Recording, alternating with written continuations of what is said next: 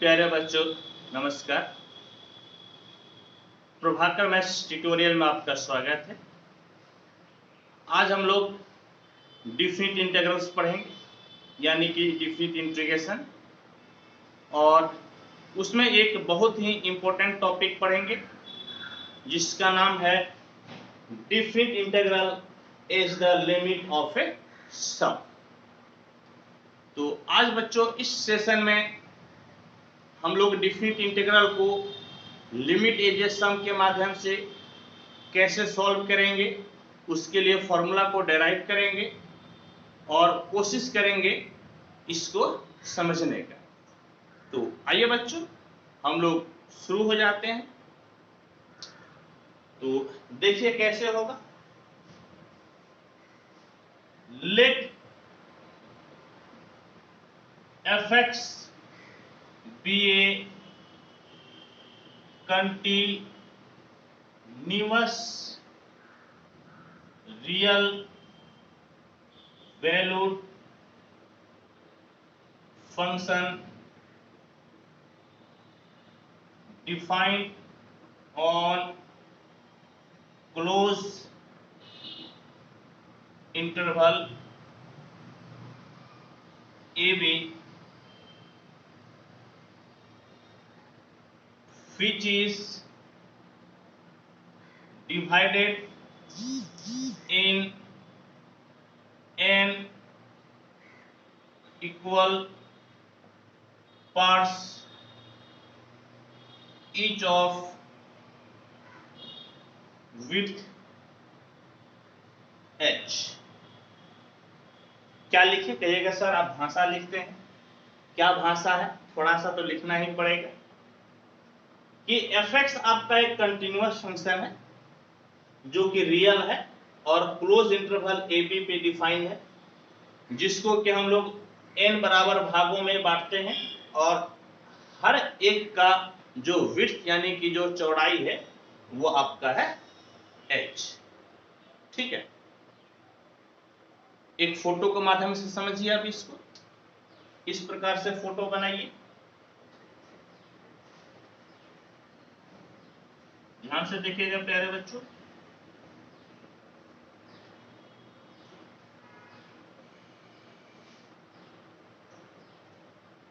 x y x dash y dash 0, बिल्कुल सब दिख रहा है, बिल्कुल ही क्लियर दिख रहा है। और एक फंक्शन आपका इस प्रकार से, ये आपका एक फंक्शन है y इक्वल टू fx और ये डिफाइंड है इस प्रकार से।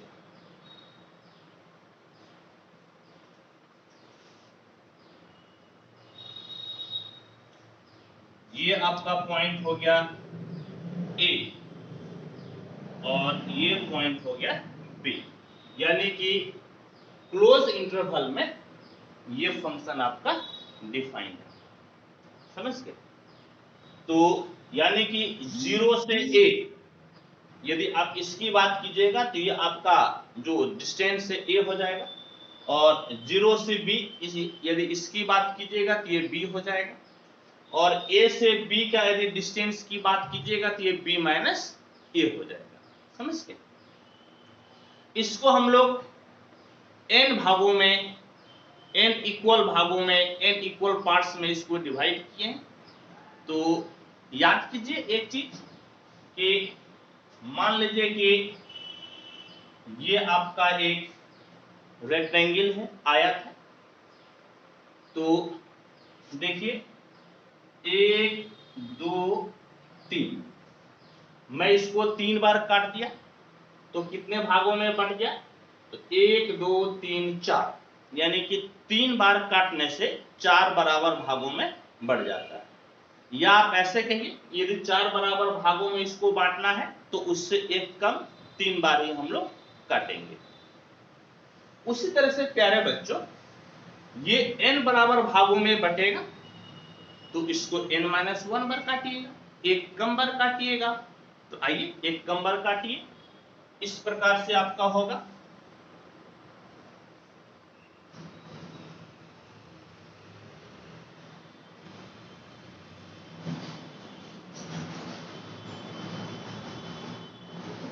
समझ गए? इस तरह से कहने का मतलब क्या है, क्योंकि n बार तो n तो कोई न्यूमेरिकल वैल्यू है नहीं ना, तो ये बीच में आपका डॉट डॉट डॉट है। इसका मतलब है कि जैसे यह a हो गया, तो ये बगल वाला आपका क्या हो जाएगा, तो बगल वाला आपका हो जाएगा a प्लस एच। इसके बगल वाला क्या हो जाएगा, तो ये हो जाएगा आपका a plus 2h, a plus 3h। समझ गए? और ये जो लास्ट है ये आपका होगा a प्लस NH। और जस्ट इसके पहले क्या हो जाएगा, ये हो जाएगा a प्लस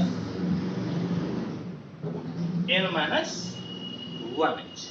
ठीक है, मैं फिर से बता दूं ऐसा क्यों किए, क्योंकि ये जो विड्थ है, ये जो आपका जो रेक्टेंगल बन रहा है, हर रेक्टेंगल के बीच की जो दूरी है, जो चौड़ाई है, वो h है। हम लोग यहाँ पर h ले चुके हैं, इसीलिए इस दोनों के बीच में h डिस्टेंस है।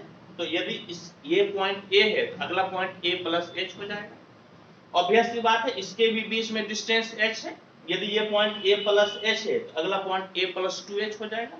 और इसी तरह से हम लोग आगे बढ़े।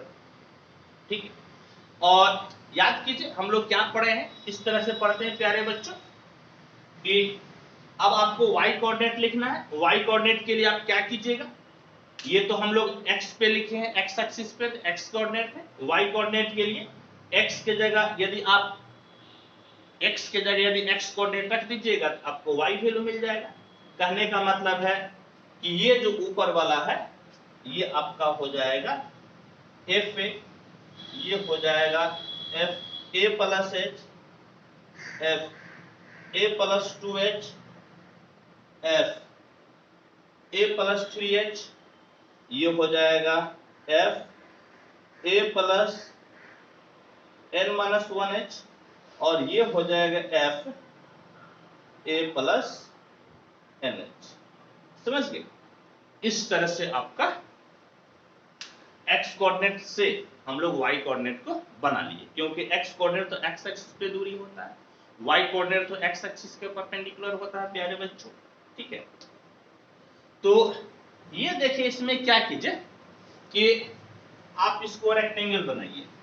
तो रेक्टेंगल बनाने के लिए आपको क्या करना पड़ेगा, इसको मिलाना पड़ेगा, इसको मिलाना पड़ेगा। इस तरह से प्यारे बच्चों आपको क्या करना पड़ेगा, तो आपको मिलाना पड़ेगा। समझ गए? तो हम लोग क्या देखें कि हम लोग एक कर्व था y इक्वल टू fx, इसको हम लोग n बराबर भागों में बांटे, उसके लिए n माइनस 1 बार हम लोगों को काटना पड़ा। और फिर क्या किया कि इसको हम लोग रेक्टेंगल में बांट दिए। रेक्टेंगल में बांटने के लिए, रेक्टेंगल का मतलब आयत हो गया, उसमें बांटने के लिए हम लोग क्या हुआ, जो यहाँ पे छोटी लाइन था उससे हम लोग नीचे x एक्सिस के पैरेलल एक लाइन खींच दिए। तो इससे आपका क्या हुआ कि ये कई सारे रेक्टेंगल में बट गया। समझ गए? ये बच्चों कई सारे रेक्टेंगल में आपका बट गया। ठीक है, मैं इसको मिटा देता हूं।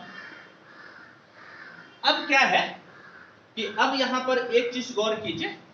क्या गौर कीजिएगा, इस तरह से कि ये जो b है, b बराबर क्या है, a प्लस NH, यानी कि a plus NH equal to b है।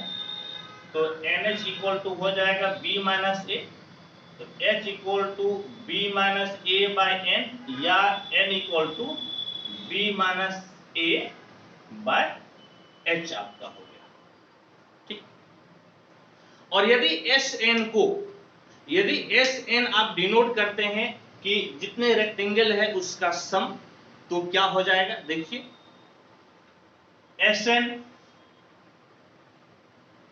Sn इक्वल टू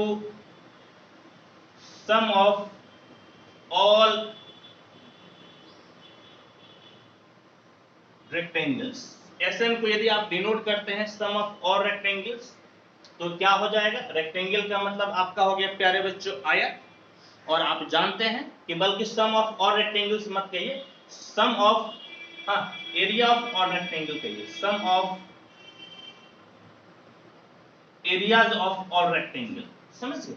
एसएन क्या है कि sum of areas of all rectangle, यानी कि जितने भी रेक्टेंगल है, जितने भी आयत हैं, ये सभी का एरिया।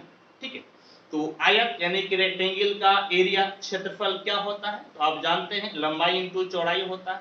ठीक है, यानी कि बेस इंटू हाइट होता है, विड्थ इंटू हाइट होता है, जिसको आप कह सकते हैं। तो देखिए आप कैसे निकालिएगा। आप क्या कीजिए कि इधर लेफ्ट वाले को पकड़ लीजिए।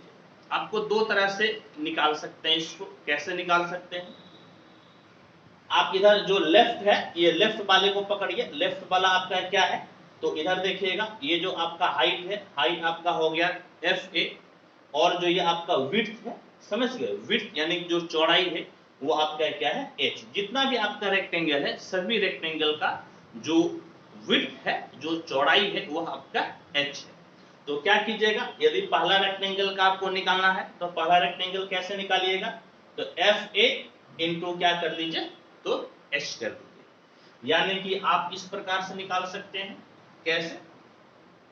तो एच इंटू एफ ए, फिर नेक्स्ट क्या हो जाएगा? F into F A plus H, फिर नेक्स्ट क्या हो जाएगा? H into F A plus 2h plus dot dot dot plus ये आप ले रहे हैं, यानी कि h into F A plus N minus 1 into H. समझ गए? इससे क्या मिला आपको कि जितने भी रेक्टेंगल्स हैं, ये सभी का आपको एरिया मिल गया। क्या कीजिए प्यारे बच्चों, h आप कॉमन ले लीजिए, तो Sn बराबर हो जाएगा h आपका common, F A plus F A plus H plus F A plus 2h plus dot dot dot plus F A plus N minus 1 into H. ठीक है, आप कहिएगा सर आप F A plus N H क्यों नहीं लिए? तो प्यारे बच्चों हम इसीलिए नहीं लिए क्योंकि हम लोग लेफ्ट साइड से शुरू किए थे। यदि आप राइट साइड से शुरू करते, यानी कि यदि एफ ए प्लस एस से शुरू करते, तो आप इस पॉइंट को ले सकते थे। समझ गए? अब देखिए तो क्या हो गया। अब क्या है कि जैसे अभी हम लोग इसको n भागों में बांटेंगे। ठीक है, n भागों में बांटेंगे। यदि हम लोग n को बढ़ाते हैं, कहने का मतलब है जो भाग, जो डिवाइड करने का, जो इसको डिवीजन करने का जो तरीका है, n से यदि ज्यादा बार आप कीजिएगा तो इसमें क्या होगा कि ये आपका रेक्टेंगल और छोटा होते जाएगा, यानी कि इसका विड्थ, इसकी चौड़ाई छोटा होते जाएगा। अभी इसको क्या है कि n भागों में बांटे। जैसे मैं आपको एक एग्जाम्पल के माध्यम से समझाता हूं प्यारे बच्चों, देख लीजिए। ये आपका एक रेक्टेंगल है, इसको क्या हुआ कि अभी हम लोग 3 बराबर भागों में बांटे। तो देख लीजिए 3 बराबर भागों में बांटे, तो ये जो आपकी चौड़ाई है ये ज्यादा है। यदि हम लोग इसको और ज्यादा भागों में बांट दें, समझ गए, और ज्यादा भागों में बांट दें, तो क्या होगा? रेक्टेंगल तो नहीं बदलेगा, रेक्टेंगल तो वही रहेगा, लेकिन जो है कि इसकी चौड़ाई घटते जाएगी। समझ गए? जितना ज्यादा आप n की संख्या बढ़ाइएगा, इसकी विड्थ यानी कि इसकी चौड़ाई घटते जाएगी। तो जितना ज्यादा घटेगा उतना ज्यादा आपको एक्यूरेट वैल्यू मिलेगा। इस जो आपका ये जो बाउंडेड कर्व है, इस बाउंडेड कर्व का आपका ज्यादा एक्यूरेट वैल्यू मिलेगा। क्योंकि अभी देखिए ये जो ऊपर वाला पोर्शन है, ये जो ऊपर वाला पोर्शन है, ये ऊपर वाला पोर्शन, ये ऊपर वाला पोर्शन हम लोग नहीं ले रहे हैं। लेकिन जब आप n को इंफिनिटी के तरफ लेके जाइएगा, यानी कि बहुत ज्यादा बार काटिएगा, तो ऑब्वियस सी बात है आपका और ज्यादा एक्यूरेट वैल्यू मिलेगा। समझ गए? तो इसीलिए प्यारे बच्चों आप क्या कहिएगा? कहिएगा कि therefore limit n tends to infinity Sn क्या दे देगा? तो ये दे देगा सम ऑफ एरियाज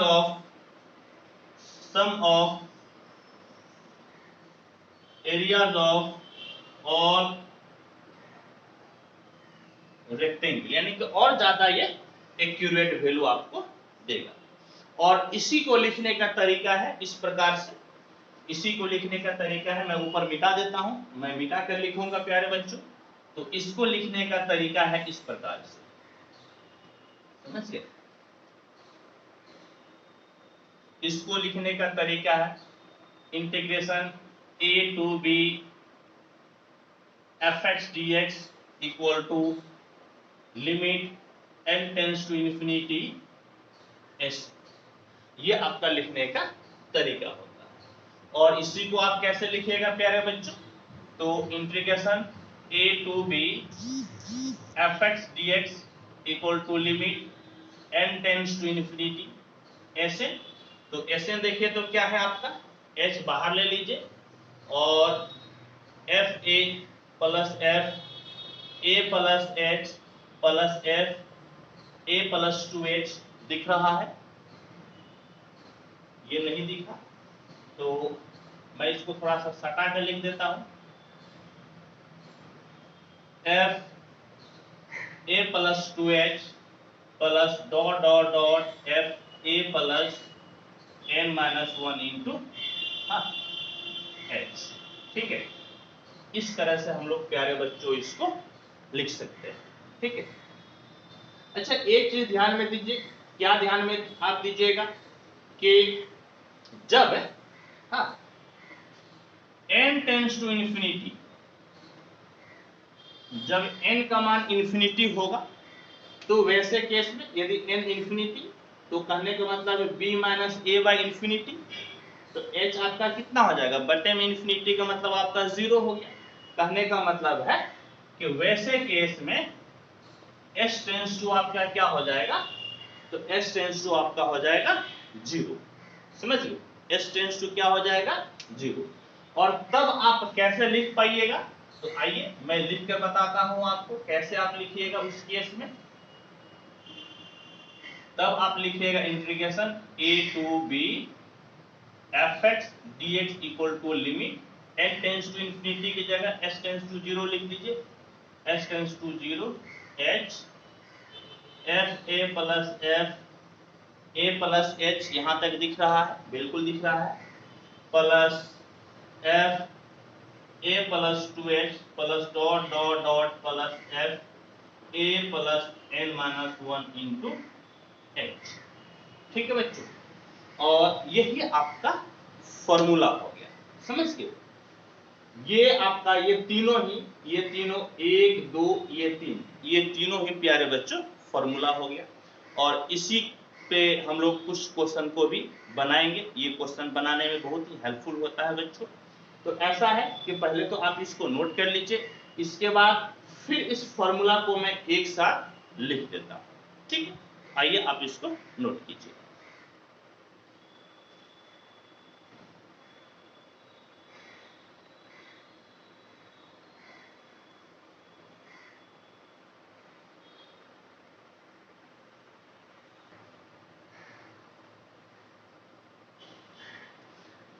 आइए, अभी जो यहाँ पर मैं सिद्ध किया था मैं उसी को एक बार लिख दिया हूं और एक बार मैं आपको फिर से बताता हूं क्या हुआ। तो integration a to b fx dx equal to limit n tends to infinity s n, ये आपको क्या दिया? ये आपको एरिया दिया, किसका? तो बाउंडेड रीजन का, समझ गए? यानी कि ये क्या दिया बच्चों? ये दिया area of the bounded reason, area of the bounded region by y equal to fx, y equal to fx। एक तो आपका जो कर्व है y equal to fx है, एक आपका है क्या? तो एक आपका है x एक्सिस,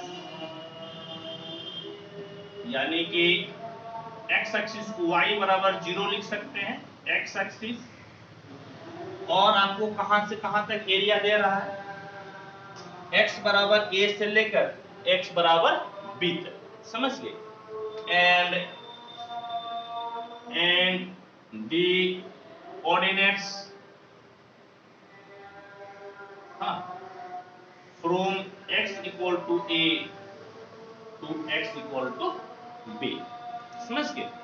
तो यानी कि ये जो है आपका क्या एरिया दिया, किसके एरिया दिया, तो बाउंडेड रीजन, किसका बाउंडेड रीजन, तो y बराबर fx, y बराबर fx आपका एक कर्व है, नीचे आपका x एक्सिस रोक रहा है, तो नीचे में लिख दे x एक्सिस, इसका मतलब y बराबर 0 होता है, x एक्सिस का कोऑर्डिनेट y इक्वल टू 0 होता है।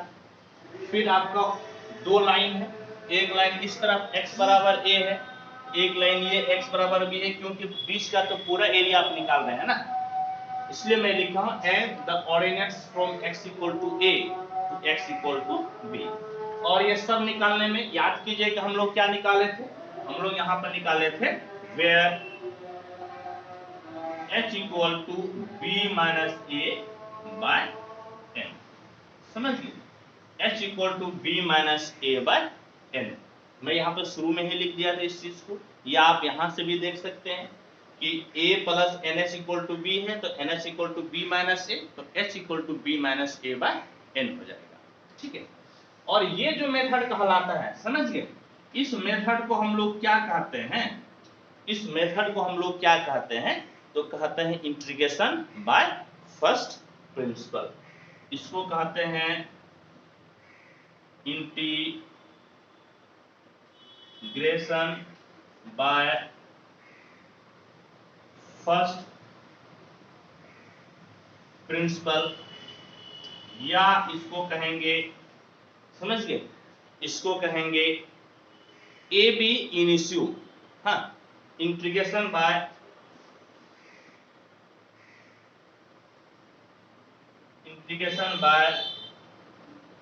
ए बी इनिशियो मेथड, या इसी को कहेंगे हम लोग, मैं यहां पर पहले ही लिख चुका हूं, हाँ, integration is the limit of a सम।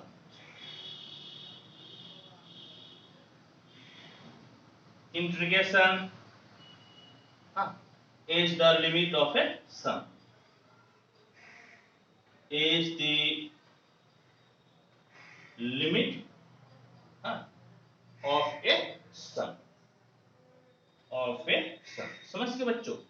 यानी कि इस मेथड को हम लोग तीन नाम से जानते हैं, क्या क्या है, इंटीग्रेशन बाय फर्स्ट प्रिंसिपल, या integration by ab initio method, या integration is the limit of a sum. इस तीन मेथड से प्यारे बच्चों हम लोग इसको जानते हैं। ठीक है? और इसमें ध्यान रहे ये फॉर्मूला जो आपका है, इस फॉर्मूला में हम लोग लेफ्ट आपका है, लेफ्ट रेक्टेंगल का जो लेफ्ट साइड है, उस चीज को हम लोग कंसीडर किए। यदि यही आप राइट साइड कंसीडर कीजिएगा तो आपको फॉर्मूला में थोड़ा सा चेंज होगा बच्चों, तो आप इसको लिख लीजिए, फिर मैं आपको राइट साइड वाला भी फॉर्मूला बता देता हूं। ठीक है? आप इसको नोट कीजिए।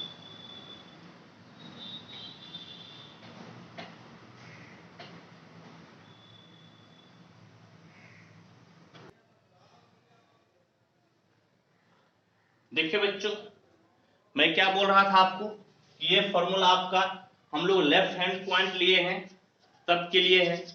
यदि हम लोग राइट हैंड पॉइंट लेंगे, कहने का मतलब है यदि a प्लस एस से शुरू करेंगे तो हम लोगों को a प्लस एन एच तक आना पड़ेगा, और तब फॉर्मूला आपको थोड़ा सा बदल जाएगा। यहां पर लिख दीजिए, क्या लिखिएगा, this is the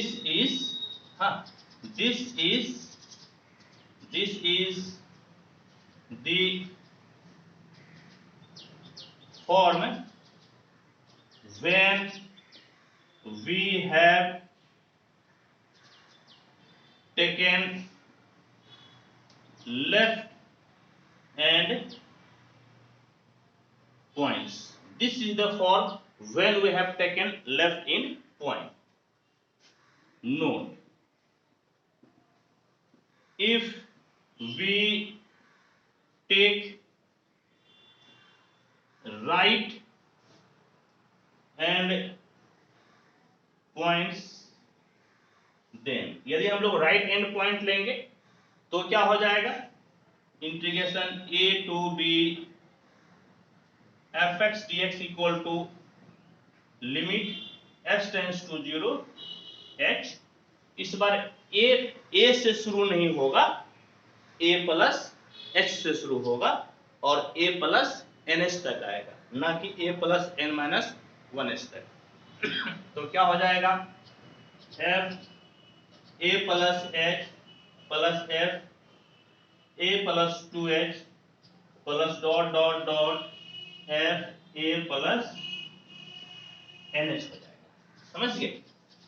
where h equal to b minus A by N. h में आपका कोई फर्क नहीं पड़ेगा। और एक चीज प्यारे बच्चों, ये दोनों ही आपका सेम होगा। समझ गए? चाहे आप इस मेथड से बनाइए या इस मेथड से बनाइए, दोनों में आपका रिजल्ट सेम आएगा। इसको मैं नोट में लिख देता हूं, नोट।